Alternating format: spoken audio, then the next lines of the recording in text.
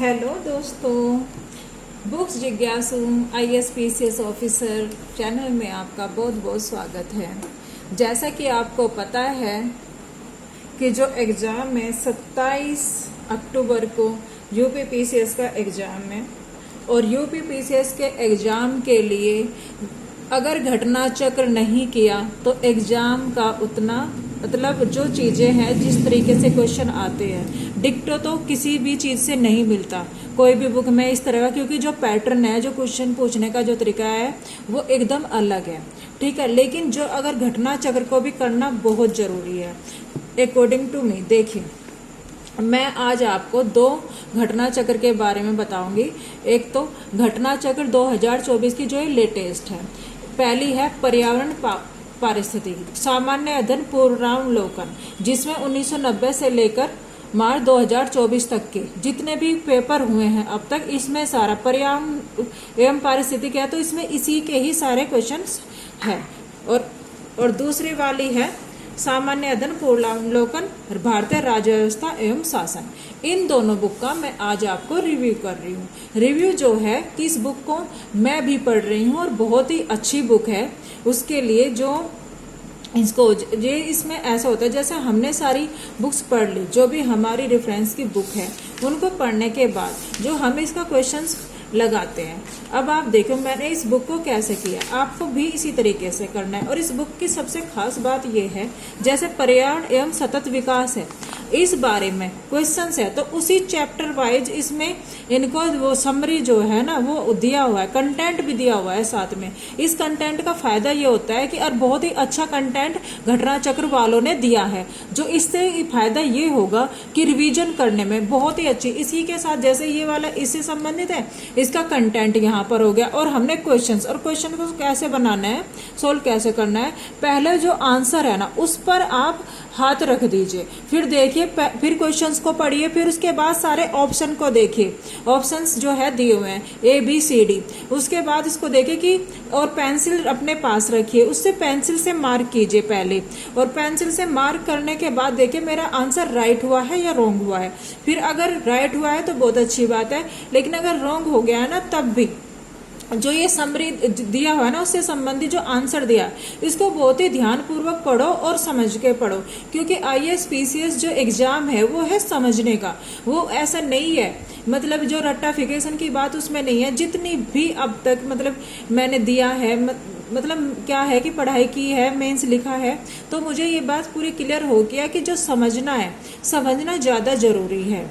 तो अब आप देखिए PCS का अब फिर दिसंबर में RO का एग्जाम है रिव्यू ऑफिसर का, वो भी लीक हो गया था। जो लीक हो गया वो भी दिसंबर में होगा, लेकिन जो ये एग्जाम है 27 अक्टूबर है। दिन इतने बचे नहीं है जो उसको किया जाए, दिन बहुत ही कम बचे हैं। तो उस हिसाब से आप लोग क्या कीजिए कि अभी से ही जिन्होंने नहीं किया है वो लोग प्रिपरेशन कीजिए और प्रैक्टिस इस तरीके से ही करनी है जैसे मैंने आपको बताया। ये बुक का बहुत ही फायदे वाली बुक है ये।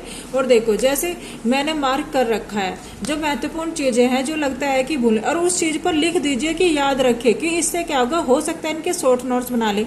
मुझे उतनी आवश्यकता नहीं लगी शॉर्ट नोट्स बनाने की, तो इस तरीके से मैंने अभी उतने ज़्यादा इनके नोट्स नहीं बनाए हैं, क्योंकि मुझे सारी चीज़ें बहुत अच्छे से लर्न है, तो मेरे आंसर राइट जाते ही हैं। तो आपको क्या करना है, ISPCS बनने के लिए सबसे ज़्यादा ज़रूरी होती है कि एक कंसिस्टेंसी के साथ आपको पढ़ाई करनी है। और जिस तरीके से जैसे मेरे चैनल पर भी है तो उस तरीके से आप छोटी छोटी चीज़ें हैं लेकिन ये बहुत ही फ़ायदा करते हैं एग्जाम में। ये तो रही पारिस्थितिकी और पर्यावरण पारिस्थितिकी।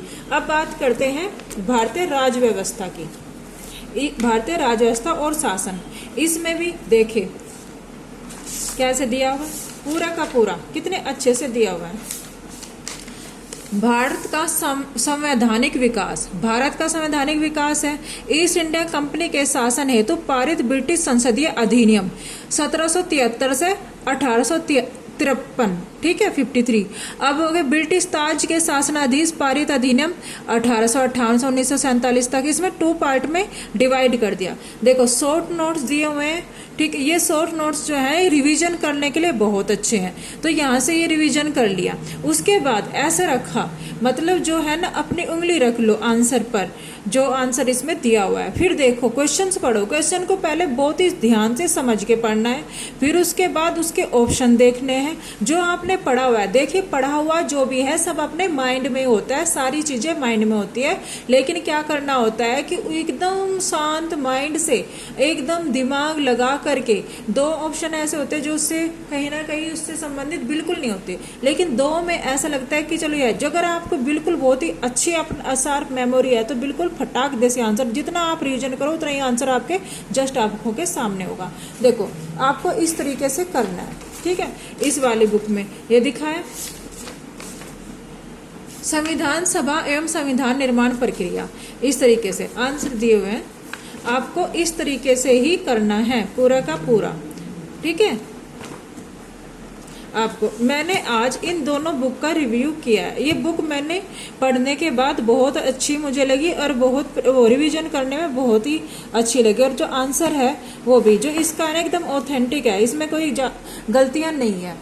आप ये देखिए, जो हम पॉलिटी के लिए एम लक्ष्मीकांत बुक पढ़ते हैं, ठीक है, पर्यावरण के लिए तो लेटेस्ट का जो करंट अफेयर्स होता है एक बेसिक बुक रख लो, या तो दृष्टि की रख लो, दृष्टि की पढ़ो और उसके साथ साथ फिर इनको लगाओ, और जितना भी करंट अफेयर्स होता है वो सारा कुछ ऐसे ही क्वेश्चंस आते हैं, करंट अफेयर्स से संबंधित आते हैं। तो इसके लिए पर्टिकुलर कोई बुक ऐसा नहीं रखो जो 2 साल पहले के वो अब काम आ जाएगी, नहीं, ऐसा ही नहीं है। जो उसका बेस है वो देखो, और उसको जो लर्न करने की जो प्रोसेस है, रिकॉल करने का है, तो वो करंट अफेयर्स से उसको अपडेट पढ़ते जाओ, जो भी करंट अफेयर्स में पढ़ते हैं, क्योंकि जो क्वेश्चन आते हैं वो इस तरीके के। अभी तो आज मैंने 2 बुक का रिव्यू किया है, आज के बाद मैं और बुक्स का रिव्यू करूंगी।